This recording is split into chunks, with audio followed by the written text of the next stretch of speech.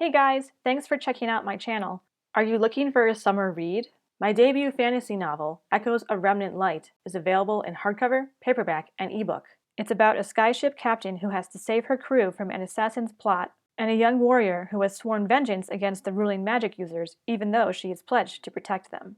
It's similar in tone to The Wheel of Time in James Islington's books, so if you like either of those, I think you'll like Echoes of Remnant Light. It's a hopeful fantasy with action, some political intrigue, and magic that has become a valuable, limited resource. There's a link in the description, and if you enjoy my book, don't forget to leave a review. Thanks again for visiting my channel. Mission Impossible: The Final Reckoning is the sequel to Dead Reckoning, since the Part 1 and Part 2 idea was scrapped. Supposedly the last Mission Impossible movie, The Final Reckoning is unfortunately inferior to Ghost Protocol, Rogue Nation, and Fallout, but it does deliver action, unique locations, and ambitious set pieces that entertain and thrill despite the movie's flaws. And yes, Tom Cruise runs. A lot. The AI known as the Entity has spread into every corner of cyberspace and is on the brink of taking control of the world's nuclear weapons. In a race against the clock, Ethan Hunt and his team must find the Entity's source code so they can use it to destroy the Entity before it launches the nuclear weapons and wipes out humanity. The plot is convoluted and a bit ridiculous even for this franchise, but as the protagonists search for the next plot device on the ever-growing list of plot devices, you still want to see them overcome obstacles and succeed. The main draw of this film is the set pieces/stunts. A lot of work, thought, and passion were put into these sequences, and it shows. They're intense and thrilling, and a great spectacle on the big screen. So many modern movies are just shot on a soundstage against a green screen or rely on the fix-it-in-post practice. When filmmakers take an old-school, practical approach to production, like they did for The Final Reckoning, the quality and immersion improves immensely. Even with the behind-the-scenes featurettes, it still boggles the mind how they were able to accomplish what they did. Great work all around. Except for Dead Reckoning, you don't need to see the other Mission Impossible movies before watching The Final Reckoning, but it's more fun if you have. There are many references to the other movies, and in some ways, they're a love letter to the franchise. Your enjoyment of them will depend on how much you like the Mission Impossible movies. However, they do go too far with connecting The Final Reckoning to Mission Impossible 3 and the character of Briggs to the first movie. No amount of affection for the franchise will make those two connections believable. It's just dumb.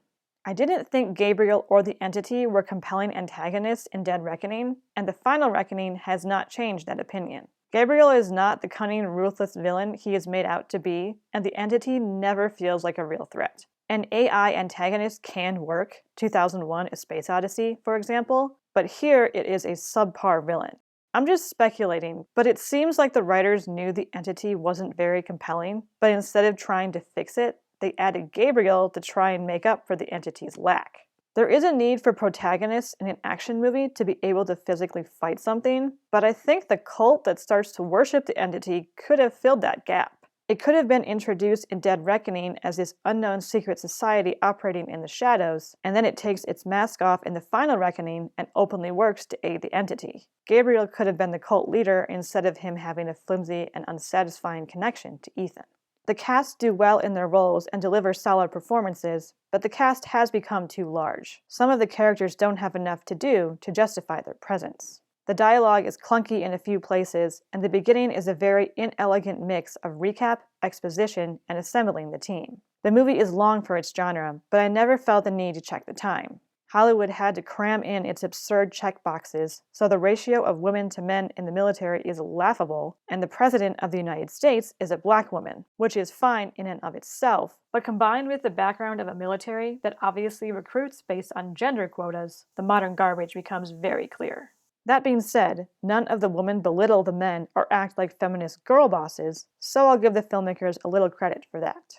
I honestly can't remember if I heard any profanities in this movie, so either there were none or there were so few that I can't recall. The sexual content is basically Tom Cruise running around without his shirt on, but considering the context of those instances, I would hesitate to even call it sexual content. Overall, it's a very clean action movie, and that is so refreshing. The adult content was not missed. The Final Reckoning isn't up to par with the height of the Mission Impossible franchise, and it's not the grand send-off that Tom Cruise was hoping it would be, but it is an entertaining popcorn movie with thrills and spectacles that honor and respect the medium of film. If you've watched the other Mission Impossible movies or like the franchise, I think you'll enjoy The Final Reckoning. If you're just a casual viewer, I still think you'll have fun watching it. It has its issues, it's not perfect, but Tom Cruise set out to entertain his audience, and The Final Reckoning definitely entertains.